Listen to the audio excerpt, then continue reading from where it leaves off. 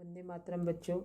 जैसा कि पिछली वीडियो में मैंने आपको विराम चिन्ह टॉपिक समझाया था ग्रामर का, तो बच्चों आज हम अपनी जो पाठ्य पुस्तक वसंत है उसका जो लेसन है जब सिनेमा ने बोलना सीखा, पाठ 11, यहाँ से हमारी जो सेकंड टर्म है वो शुरू होती है।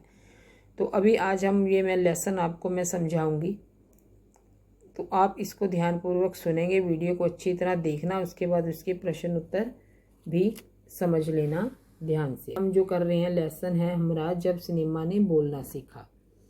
तो ये प्रदीप तिवारी जी द्वारा लिखा हुआ एक श्रेष्ठ निबंध है, जब सिनेमा ने बोलना सीखा उनका। इस निबंध में लेखक ने मूक फिल्मों के बदलते स्वरूप और स्वाक फिल्मों के आगमन का सुंदर अंकन किया है। स्वाक फिल्में की जो बोलती फिल्में और मूक फिल्में जिसके अंदर जो है वो बोला नहीं जाते, संवाद बोले नहीं जाते। तो लेखक ने निबंध का प्रारंभ देश की पहली स्वाक फिल्म आलम आरा के पोस्टरों पर लिखी पंक्तियों से किया है, जो इस प्रकार से थी। वे सभी सजीव हैं, सांस ले रहे हैं, 100% बोल रहे हैं। 78 मुर्दा इंसान जिंदा हो गए, उनको बोलते बातें करते देखो। 14 मार्च 1931 का दिन भारतीय सिनेमा के इतिहास का सबसे बड़ा और चमत्कारी दिन था, क्योंकि इसी दिन भारतीय सिनेमा ने बोलना सीखा था। इसी दिन से बोलती फिल्म का नया युग प्रारंभ हो गया। बोलती फिल्मों का नया युग प्रारंभ हो गया। प्रथम बोलती फिल्म का नाम आलम आरा था। पहली बोलती फिल्म आलम आरा, और इसको बनाने वाले फिल्मकार थे अर्देशीरम ईरानी। तो उन्होंने सन 1929 में हॉलीवुड की एक बोलती फिल्म शो बोट देखी और उनके मन में बोलती फिल्म बनाने की इच्छा जगी।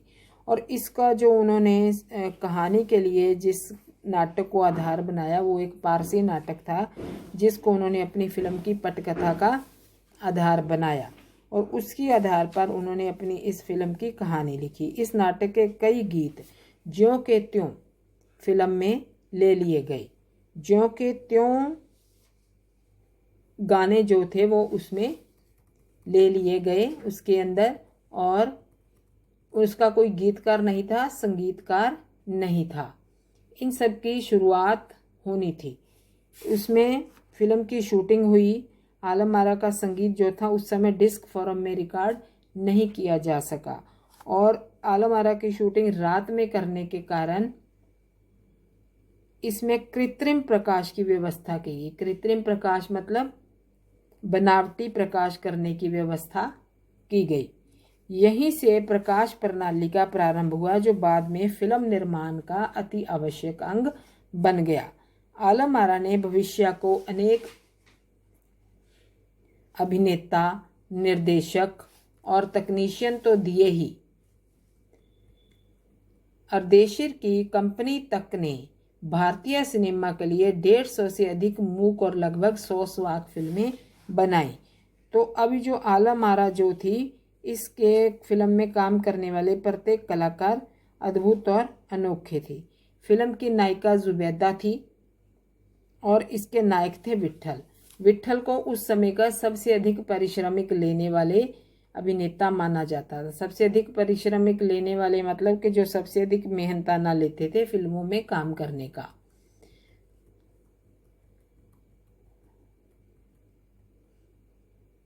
उनके चयन को लेकर भी काफ़ी किस्से जो हैं वो चर्चित हैं। क्या हुआ था कि विट्ठल को पहले इस फिल्म के नायक के रूप में चयनित कर लिया गया था, लेकिन वो उर्दू ठीक से नहीं बोल पाते थे, उनको उर्दू बोलने में मुश्किलें आती थी।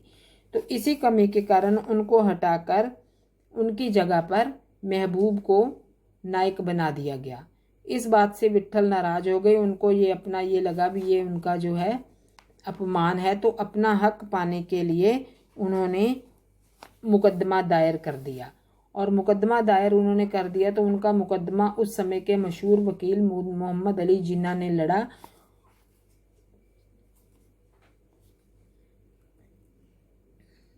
जो तब के मशहूर वकील थे। क्या हुआ, विट्ठल मुकदमा जीत गए और भारत की पहली बोलती फिल्म के नायक बने। उनकी कामयाबी आगे भी जारी रही।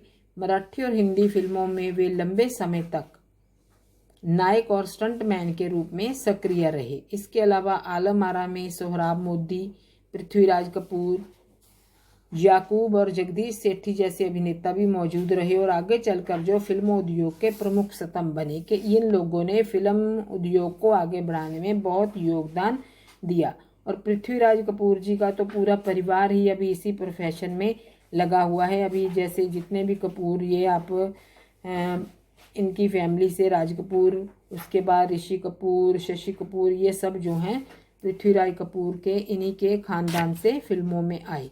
आलम आरा का प्रदर्शन 14 मार्च 1931 को मुंबई के मजेस्टिक सिनेमा हॉल में हुआ। यह फिल्म 8 सप्ताह तक हाउसफुल चली। इस फिल्म ने बहुत कामयाबी हासिल की और इतनी भीड़ उमड़ती थी कि उस भीड़ को नियंत्रण करना मुश्किल हो जाया करता था। यहाँ तक कि कभी कभी तो पुलिस का सहारा भी लेना पड़ता था इस भीड़ को संभालने के लिए। यह फिल्म 10,000 फुट लंबी थी और इसको बनाने में कुल 4 महीनों का समय लगा। इस फिल्म के निर्माता निर्देशक जो थे वो अर्देशीर एम ईरानी अत्यंत ही विनम्र स्वभाव के थे और जब उनको भारतीय स्वाक फिल्मों का पिता कहा गया तो उन्होंने उस समय कहा था कि मुझे इतना बड़ा खिताब देने की ज़रूरत नहीं है। और ये उनको सम्मानित किया गया था 1956 में, जब इस फिल्म ने 25 वर्ष अपने पूरे कर लिए थे। तो उन्होंने उस मौके पर कहा था कि मुझे इतना बड़ा खिताब देने की ज़रूरत नहीं है, क्योंकि मैंने तो अपने देश के लिए अपने हिस्से का जरूरी योगदान दिया है। जब पहली बार सिनेमा ने बोलना सीख लिया तो सिनेमा में काम करने के लिए पढ़े लिखे अभिनेता अभिनेत्रियों की ज़रूरत भी शुरू हुई, क्योंकि मूक फिल्मों के अंदर संवाद बोलने नहीं होते थे तो वहाँ पर पढ़ा लिखा होना कोई आवश्यक नहीं था। लेकिन जब से स्वाक फिल्मों का ज़माना आया तो उसमें जो है वो पढ़े लिखे अभिनेता अभिनेत्रियों की ज़रूरत महसूस होने लगी। तो उस वक्त जब उनको सम्मानित किया गया तो उन्होंने कहा कि मुझे इतना बड़ा खिताब देने की ज़रूरत नहीं है, मैंने तो देश के लिए अपने हिस्से का ज़रूरी योगदान दिया है।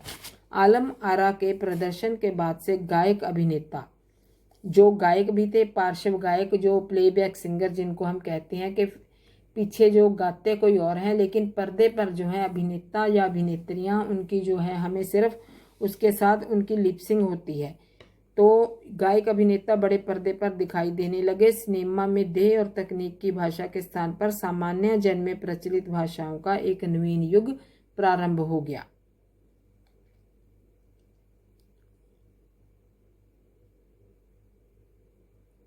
यह एक तरह का अभिनेता अभिनेत्रियों की लोकप्रियता का असर उस दौर के दर्शकों पर भी खूब पड़ रहा था। माधुरी नाम की फिल्म में नायिका सुलोचना की हेयर स्टाइल उस दौर में औरतों में लोकप्रिय थी। जैसे अभिनेता अभिनेत्रियों के हेयर स्टाइल, उनके द्वारा पहने गए कपड़े या जैसा भी कोई नया फैशन चलता है उसको जो युवा पीढ़ी है वो बहुत ही उसका अनुसरण करती है। तो उस वक्त की जो माधुरी फिल्म की जो अभिनेत्री थी सुलोचना, उनका जो हेयर स्टाइल था वो भी बहुत मशहूर हुआ और औरतों ने उसको उस दौर की औरतों ने उसको बहुत अपनाया। अपनी केश सज्जा उन्होंने उसी प्रकार से की।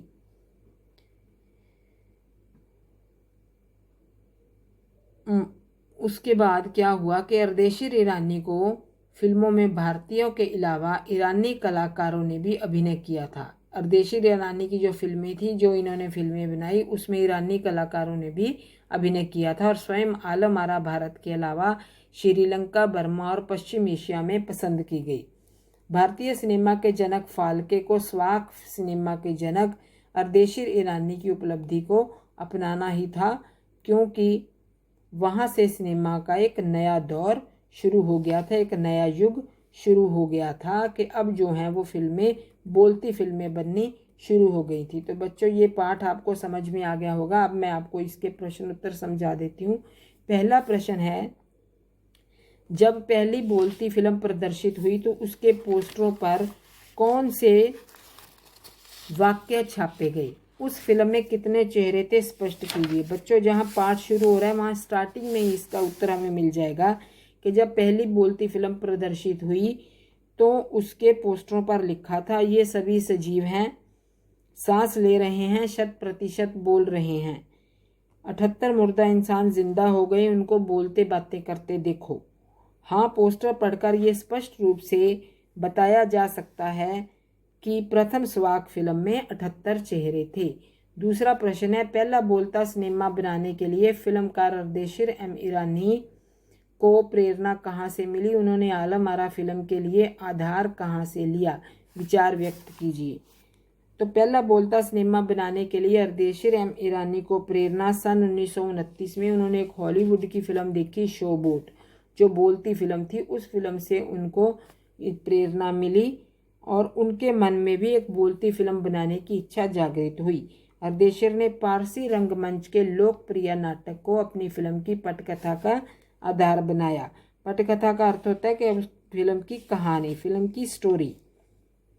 तो वहाँ से उनको प्रेरणा मिली। अब जो तीसरा प्रश्न है, विट्ठल का चयन आलम आरा फिल्म के नायक के रूप में हुआ, लेकिन उन्हें हटाया क्यों गया? विट्ठल ने पुनः नायक होने के लिए क्या किया? विचार प्रकट कीजिए।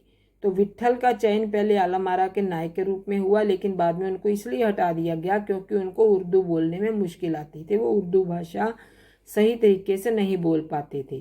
तो इस बात से उनको ये लगा भी उनका अपमान हुआ है, तो उन्होंने मुकदमा दायर कर दिया। उनका मुकदमा मोहम्मद अली जिन्ना ने लड़ा और वो मुकदमा जीत गए। मुकदमा जीतने के बाद उनको फिर से फिल्म का नायक बना दिया गया। चौथा प्रश्न है, पहली स्वाक फिल्म के निर्माता निर्देशक अर्देशीर को जब सम्मानित किया गया तब सम्मानकर्ताओं ने उनके लिए क्या कहा था? अर्देशीर ने क्या कहा और इस प्रसंग में लेखक ने क्या टिप्पणी की है? लिखिए। प्रथम स्वाक फिल्म के निर्माता निर्देशक अर्देशीर को जब सम्मानित किया गया तो उनके सम्मान में सम्मानकर्ताओं ने उन्हें भारतीय स्वाक फिल्मों का पिता कहा। अपने लिए ऐसे शब्द सुनकर अर्देशीर बोले कि मुझे इतना बड़ा खिताब देने की ज़रूरत नहीं है, मैंने तो देश के लिए अपने हिस्से का जरूरी योगदान दिया है। इस प्रसंग में लेखक ने कहा है, अर्देशीर स्वाक फिल्मों के नए युग को शुरू करने वाले अत्यंत विनम्र स्वभाव के निर्माता निर्देशक थे।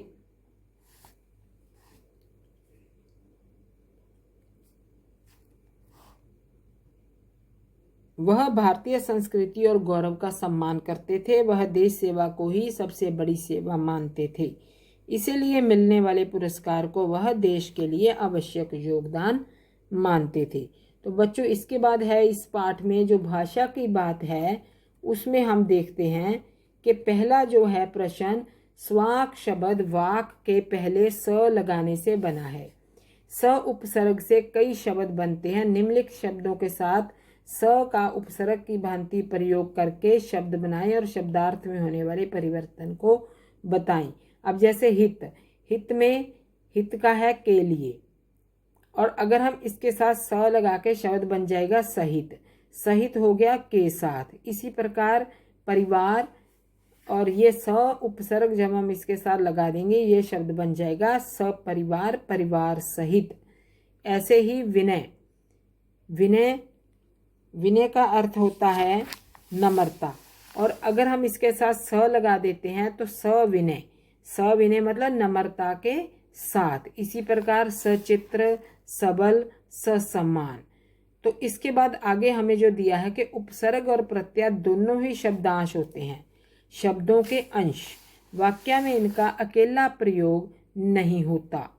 दोनों में अंतर केवल इतना है कि उपसर्ग किसी भी शब्द से पहले लगता है और प्रत्यय बाद में। हिंदी के सामान्य उपसर्ग इस प्रकार हैं: अ, अन, नि, दु, क, कु, स, सु, अद, बिन, औ आदि। तो अब जो पाठ में आए उपसर्ग और प्रत्यय युक्त शब्दों के कुछ उदाहरण नीचे दिए जा रहे हैं। यहाँ हमें नीचे कुछ उदाहरण दिए हैं जो लेसन में ऐसे शब्द आए हैं, जैसे वाक। वाक में उपसर्ग लगा है स, तो वो बन गया सवाक। लोचन, सुलोचना, इससे बन गया आ। प्रत्यय लगा दिया आ और उपसर्ग लगा दिया सु, तो वो बन गया सुलोचना। फिल्म, फिल्म में प्रत्यय लगा के फिल्मकार। कामयाब, कामयाब में ई प्रत्यय लगा के कामयाबी। तो इस प्रकार के 15-15 उदाहरण खोज कर लिखिए और अपने सहपाठियों को दिखाइए। अब ऐसे उदाहरण हमने अपने आप खोजने हैं, उपसर्ग और प्रत्यय वाले, कम से कम 15। तो अभी बच्चों ये है कि अभी आपको ये लेसन समझ, तो बच्चों आपको पाठ समझ में आ गया होगा। अब आप इसको अच्छी तरह इसकी रीडिंग भी कर लेना और प्रश्न उत्तर भी पूरी तरह से समझ लेना और कॉपियों पर भी लिख लेना। धन्यवाद।